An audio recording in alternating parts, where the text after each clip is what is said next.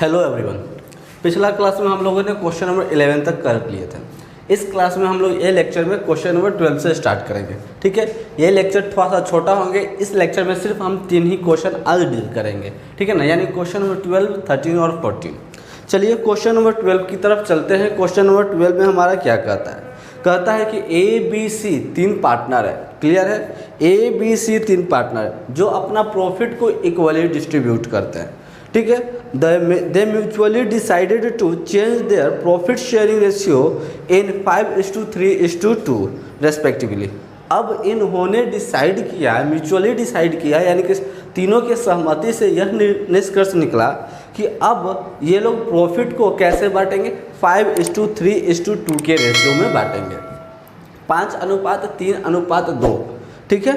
On the date of the change in the ratio, they had the following undistributable profits, which needs to be adjusted because of change in their ratio। कहता है कि जिस दिन से new ratio applicable होना था उस दिन से क्या हुआ कि कुछ अनडिस्ट्रीब्यूटेबल प्रॉफिट थे, ठीक है ना, जिसको सेटल करना बहुत ज़्यादा जरूरी है, यानी कि एडजस्ट करना बहुत ज़्यादा आवश्यक है। तो जब एडजस्ट करने की बारी आया तो आप समझेंगे, एडजस्ट करने की बारी आया तो आप क्या समझेंगे कि अकाउंट क्लोज नहीं हो रहा है, प्रॉफिट एंड लॉस अकाउंट का अकाउंट क्लोज नहीं हो रहा है। ठीक है ना, जहाँ भी आप एडजस्ट करने को देखें तो क्या मान के रखेंगे? वहाँ पर क्लोज नहीं हो रहा है। यहाँ पर भी देख लेते हैं, नहीं क्लोज हो रहा है। आगे देखते हैं, फिर कहता है कि जनरल रिजर्व 48,000 रुपया है। कंटिंजेंसी रिजर्व, ये कंटिंजेंसी रिजर्व क्या होता है इसके बारे में थोड़ा सा हम बता दें। ठीक है ना, कंटिंजेंसी जो होता है, कंटिंजेंसी CONTINGENCY, कंटिंजेंसी रिजर्व, जिसको हिंदी में अकस्मातिक रिजर्व भी कहते हैं। यानी कि देखिए, आने वाला समय, अभी तो खैर कोई नहीं जान रहा है कि आने वाले सितंबर अक्टूबर महीना में 3rd वेव फिर से आ जाए, फिर से स्ट्रिक्ट लॉकडाउन हो जाए, कोई भी नहीं जान रहा है क्या होंगे आने वाले समय में, कोई भी नहीं जानता है। लेकिन हाँ, लेकिन एक चीज़ है कि हमको अनुमान लग रहा है, हम लोग को ऐसा लग रहा है, आप लोग को भी लग रहा हो कि 3rd फेज़ आने वाले हैं। ठीक है ना, ना आए वो ज़्यादा अच्छा है। अगर आते हैं तो उसके लिए हमको क्या करना पड़ेगा?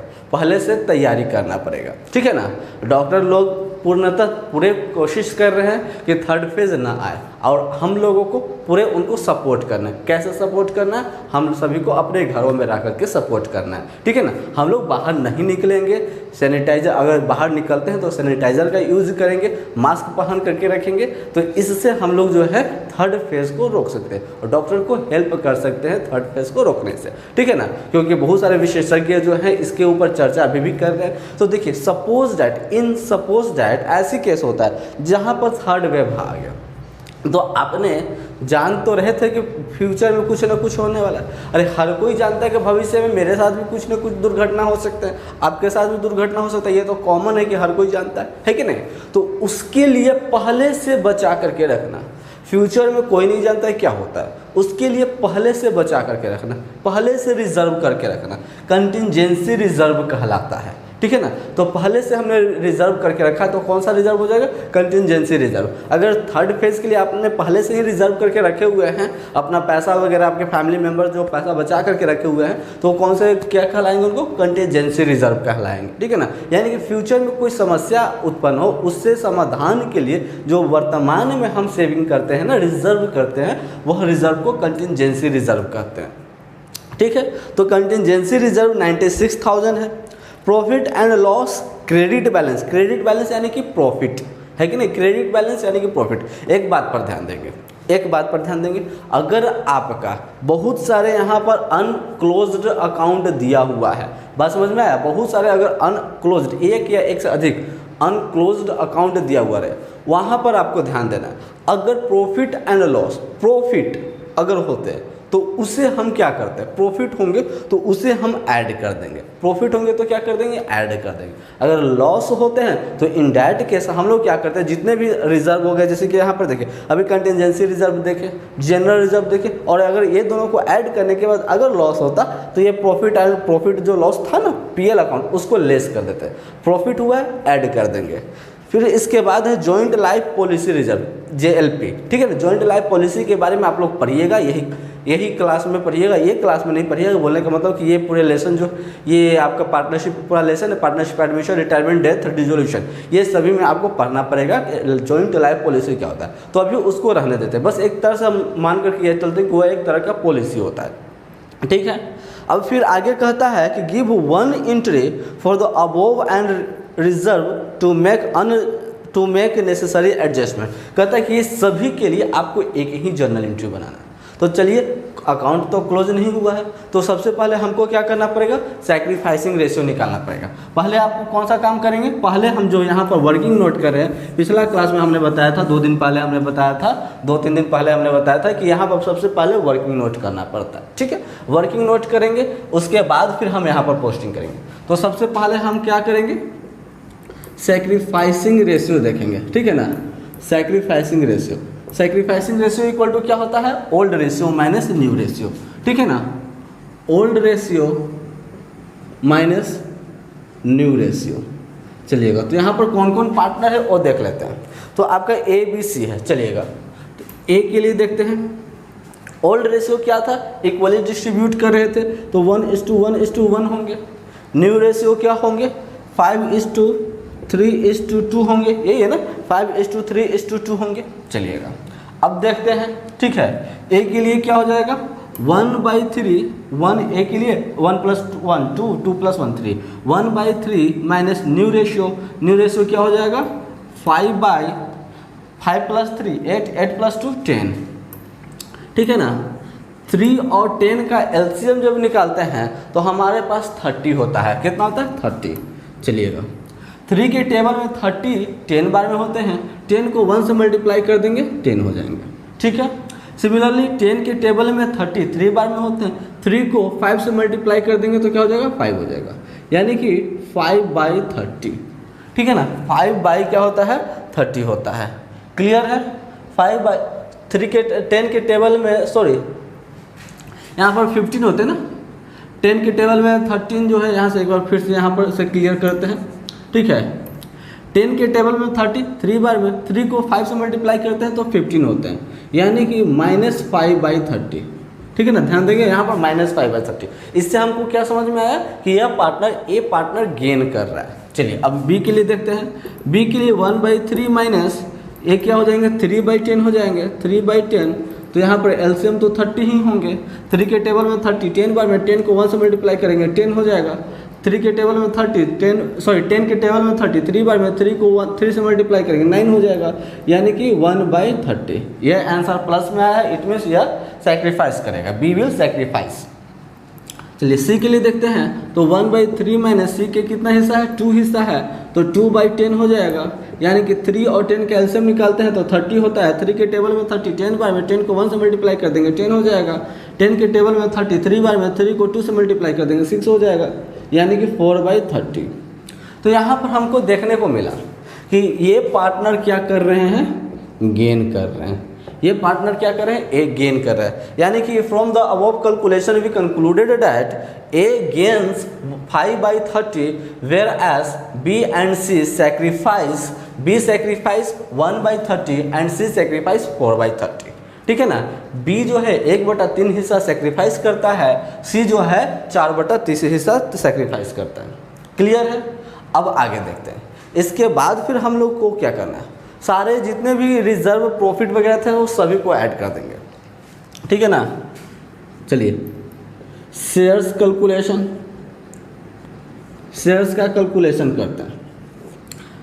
पहले कौन सा था, पहले क्या था आपका जनरल रिजर्व था। तो चलिएगा जनरल रिजर्व देखते हैं। जनरल रिजर्व कितना था, जनरल रिजर्व देखते हैं। तो आपका जनरल रिजर्व जो था वह कितना था, 48,000 रुपया था। ठीक है ना। अब 48,000 रुपया, यहाँ पर आपको थोड़ा सा ध्यान देना।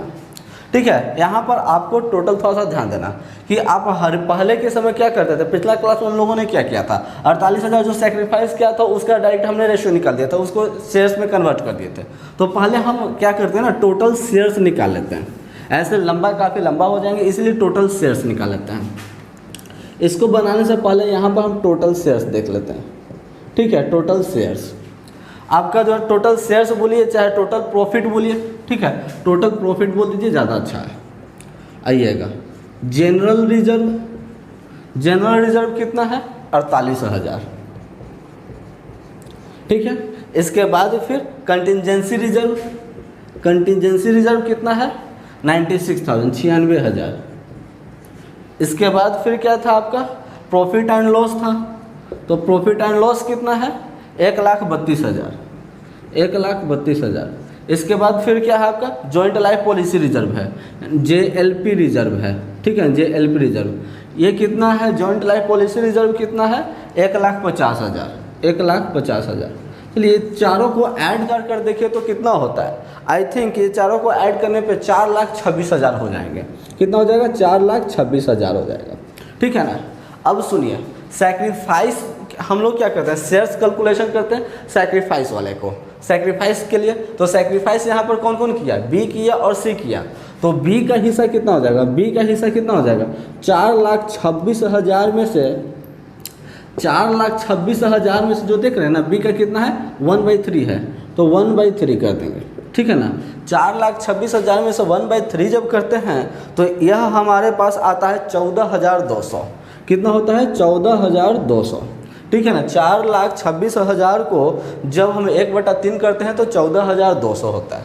सिमिलरली C के लिए देखते हैं तो 4,26,000 में से 4,26,000 में C का हिस्सा 4/30 है, तो 4/30 करते हैं, जब 4/30 इसको करते हैं तो इसके लिए हिस्सा होता है 56,800। कितना होता है 56,800। आप लोग भी चेक कर लीजिएगा, हमने ऑलरेडी कैलकुलेट करके रखे हुए हैं, इसीलिए देख करके यहाँ से हम बता दे रहे हैं 56,800, ठीक है ना। जब अब हम देखते हैं तो इससे हमको एक चीज़ पता चला कि B और C ने सेक्रीफाइस किया, तो B और C को कहाँ लिखेंगे, डेबिट में कि क्रेडिट में, क्रेडिट में लिखेंगे। तो डेबिट में कौन चला जाएगा, A चला जाएगा। तो यानी कि डेबिट में हमारा क्या हो जाएगा, as capital account debit, as capital account debit to B's capital account, to B's capital account to C's capital account, ठीक है ना। आइएगा B के लिए कितना है 14,200, 14,200 14,200। C के लिए कितना है 56,800, 56,800। जब ये दोनों को ऐड कर दे तो A के हिस्सा में कितना होता है 71,000, 71,000, ठीक है ना। 71,000 A के पास चला जाता है। और नरेशन लिख देते हैं, being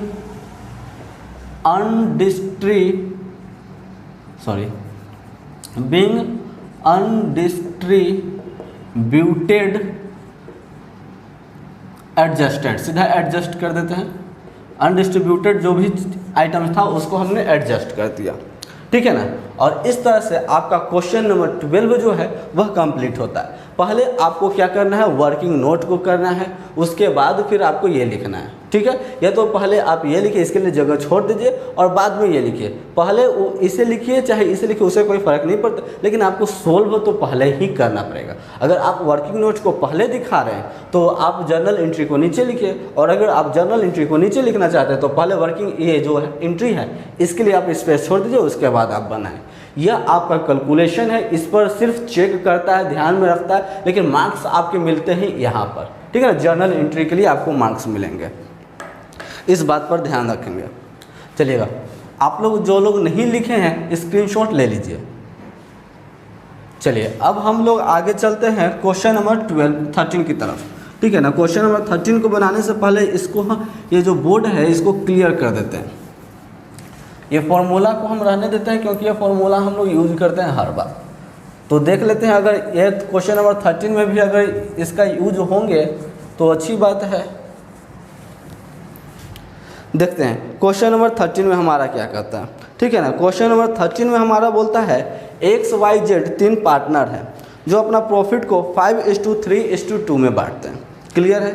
they decided to share profit, they decided to share future profit and loss in the ratio of 2:3:5।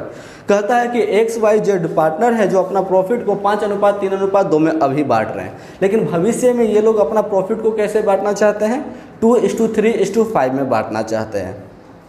They also decided to record the effect of the following profit reserve and loss without affecting their book values by passing a single entry.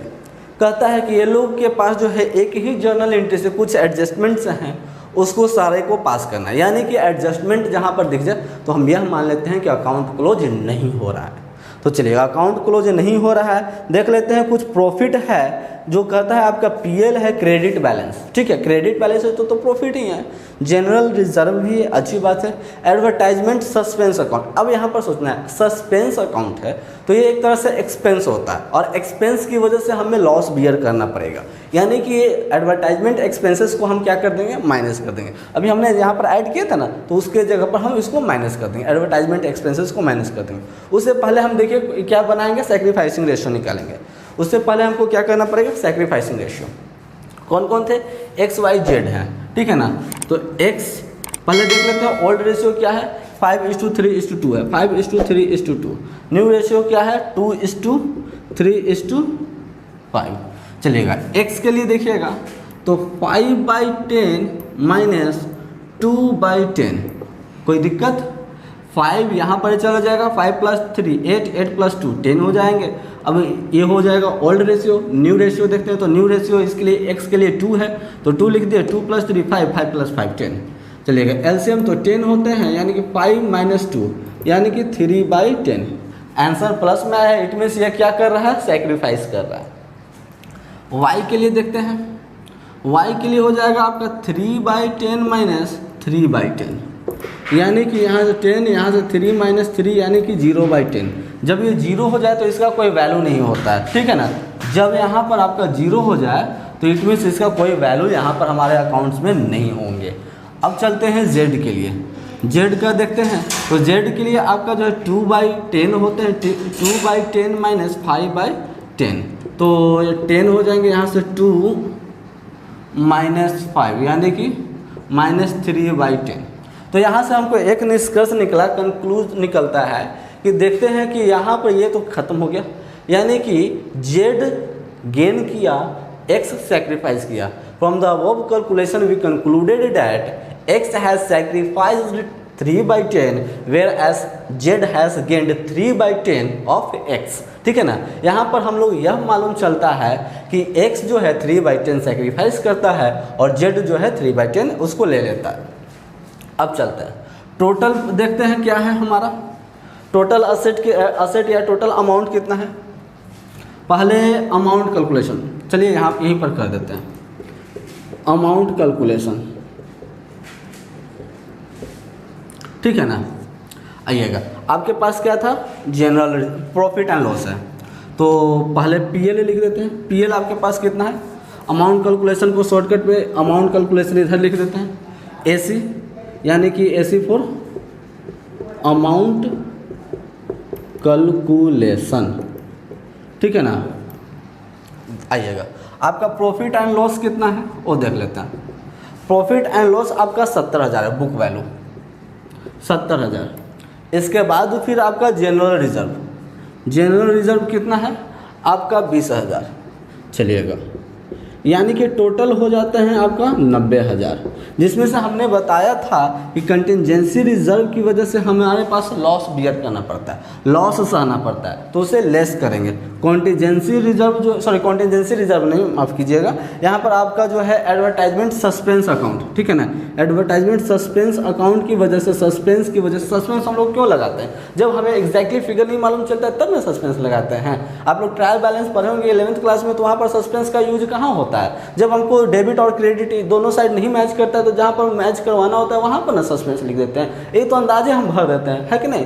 तो उसकी वजह से हमको तो loss bear करना पड़ रहा है। एक्सपेंसेस एक तरह से हो गया, एडवर्टाइज कर रहे हैं तो एडवर्टाइजमेंट वाला एक्सपेंस कितना क्या, एक्चुअली हमने एडवर्टाइज किया था, प्रचार करवाया था, हमको नहीं मालूम है, तो एडवर्टाइजमेंट एक्सपेंसेस के नाम से दिखा दे रहे हैं, तो मेरे लिए लॉस हो जाएगा, ठीक है ना। तो लॉस हो जाएंगे, वो कितना है, एडवर्टाइजमेंट एक्सपेंसेस 36,000। 36,000 रुपये एडवर्टाइजमेंट एक्सपेंसेस, यानी कि कितना होता है 90,000 में से 36,000 को घटाइएगा तो 54,000 हो जाएंगे। कितने होते हैं 54,000, ठीक है ना। अब आपको ध्यान में रखना है, यहाँ पर एक्स सेक्रीफाइस करेगा, एक्स शेयर, ठीक है, एक्स सेक्रीफाइस करेगा तो कितना सेक्रीफाइस करेगा 54,000 का कितना है 3/10, 3/10, ठीक है ना।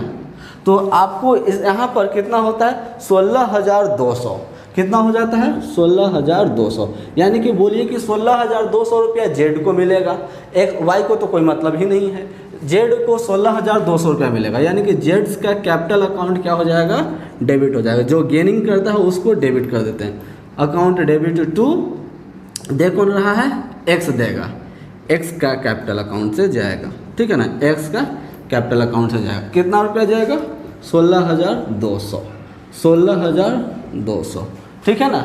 नरेशन देख लेते हैं, नरेशन हो जाएगा बीइंग, फिर से वही नरेशन लिख देते हैं, अनडिस्ट्रीब्यूटेड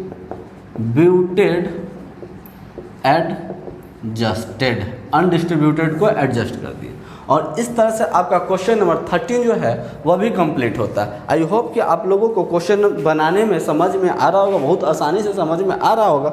और फिर भी किसी भी तरह का कोई प्रॉब्लम है तो आप हमारे कमेंट से पूछ सकते हैं, ठीक है ना। आप लोग इसका स्क्रीनशॉट ले लें। चलिएगा अब जो है आगे हम बढ़ते हैं, क्वेश्चन नंबर 14 जो कि आज का लास्ट क्लास होंगे, ठीक है ना।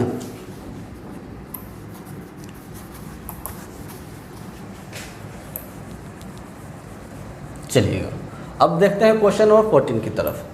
देखते हैं क्वेश्चन नंबर 14 में हमारा क्या कहता है, adjustment of revaluation of asset and liability. आपको असेट एंड लायबिलिटी का रीवैल्यूएशन, रीवैल्यूएशन का मतलब होता है पुनः, री का मतलब फिर से, वैल्यूएशन का मतलब गिनती करना, यानी कि फिर से पुनः गिनती करना, फिर से आपको कैलकुलेट करना, फिर से गिनना। ये कब जरूरी होता है, जब आपके यहाँ सपोज दैट जब आपके यहाँ दो भाई थे, दो भाई सिर्फ रहते थे, ठीक है।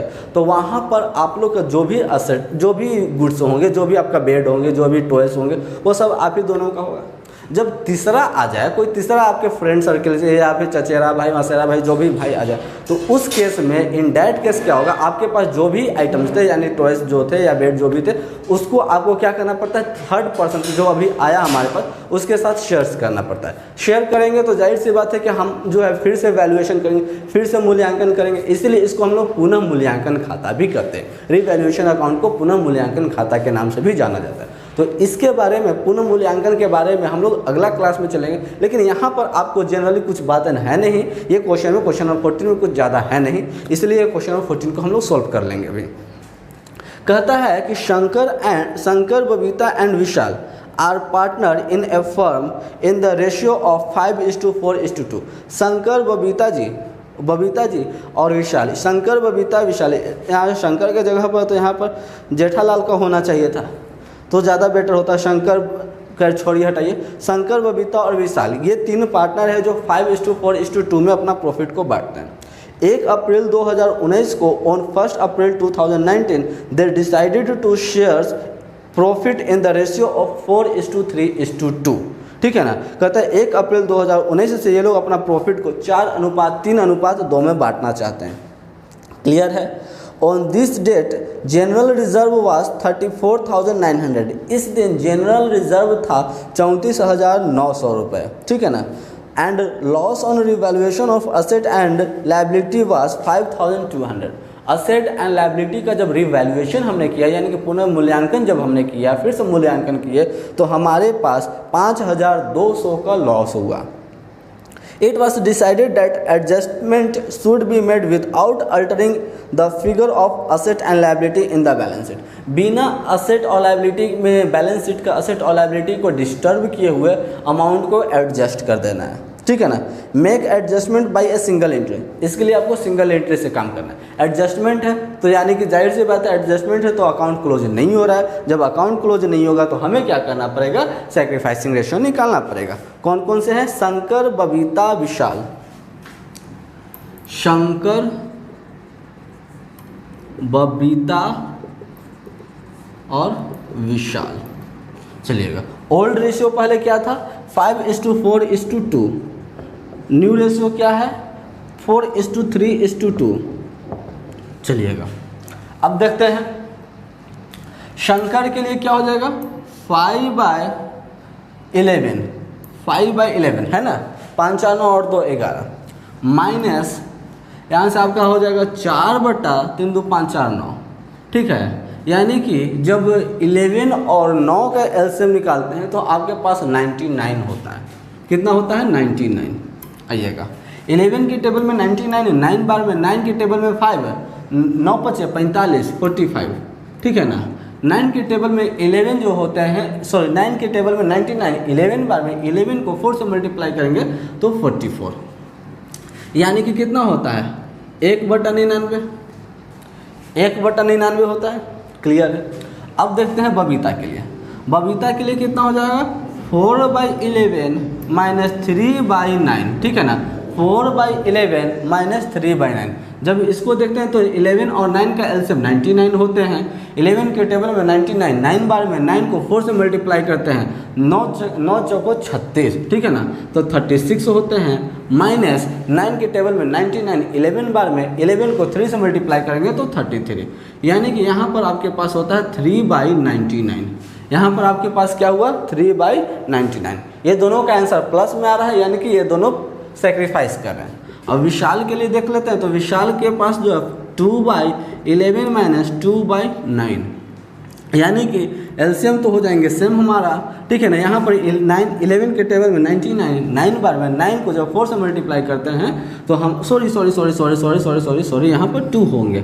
ठीक है ना, 2 होंगे ना यहाँ पर 2/9 है कि नहीं विशाल के लिए। तो 11 के टेबल में 99, 9 बार में 9 को 2 से मल्टीप्लाई करते हैं तो 18 माइनस 9 के टेबल में 99, 11 बार में 11 को जब 2 से मल्टीप्लाई करते हैं तो 22, यानी कि यहाँ पर हमारे पास जो है वह ज़्यादा हो जा रहे हैं। आंसर माइनस में आ रहा है -4/99, यानी from the above calculation we concluded that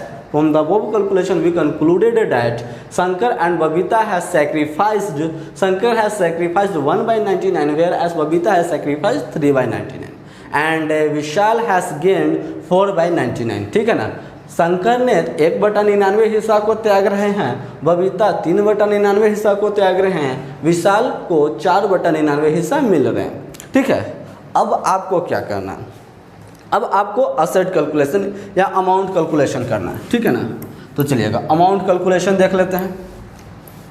छोटा सा अमाउंट कैलकुलेशन है तो यहाँ पर लिख लेते हैं।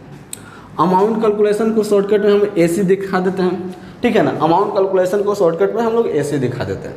चलिएगा, इसमें क्या क्या था अमाउंट कैलकुलेशन में, आपका जनरल रिजर्व था। ठीक है, तो जनरल रिजर्व आपका जो था वह कितना था, जनरल रिजर्व 34,900।